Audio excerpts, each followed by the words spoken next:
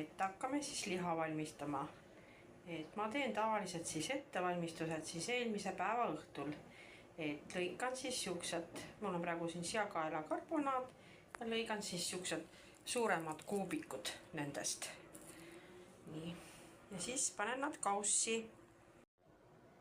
No nii, nüüd ma panen siia natukene õli. Natukene. Nii, siis panen soola.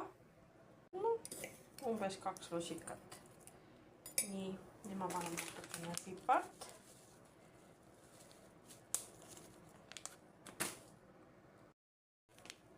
Nii, siis mul on siin natukene liha üldmaitsainet. Siis ma panen siia veel seda Itaalia üldisegu. Ka natukene paprikat. Siis ma segan selle kõik läbi. Nüüd on ta ilusti läbi segatud ja läheb ta siis külmkappi. No nii, et nüüd hakkan siis lihaahju panema, et sai ta siis eelmise õhtu valmis tehtud. See on kõik videos olemas, panin ta siis seisma ja oli öö läbi külmkapis. Nüüd ma valan siia vett, no, et umbes pool lihast katab ära. Ja läheb ta siis ahju.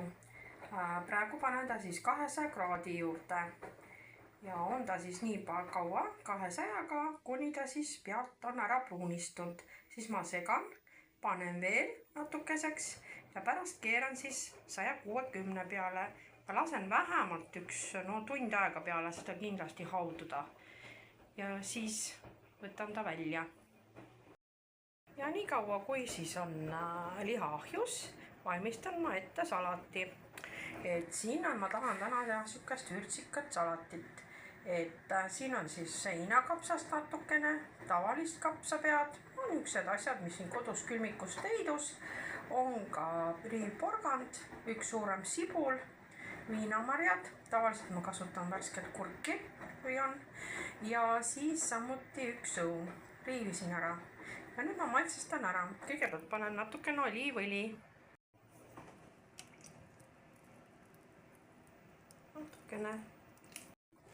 Nüüd paneme soola, et mina teen siis süüa söögisoolaga ja siia kindlasti ühe lusika panen natuke peale ka.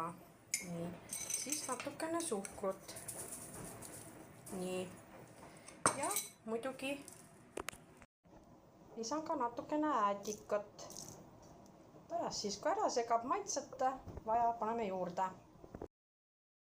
Nii, segasin siis ta läbi ilusti ja minul on maitsed kõik paigas, no sest mul on juba see kõik käe sees, ma tean, palju ma siia panen, mida panen ja nüüd veel parem muidugi, kui ta ka seisaks veel enne söömist mõned tunnid külmikus, siis seda parem ta on. Ja teate, ta sobib suvel nii grilli kõrvale kui siis, eks ju, praadide kõrvale. Minul tuleb siis täna see liha ja praekartul siia kõrvale. Ja, et väga hea salat on. Panen ta nüüd külma. Liha on nüüd ilusti saanud pehmeks ja pruuniks.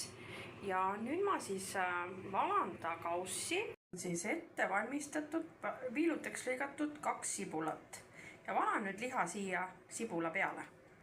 Nii, nüüd võtke mingi suurem taldrik ja pange siia peale. Ja siis raputage kõvasti. Nii et liha ja sibul on ilusti läbi kloppitud.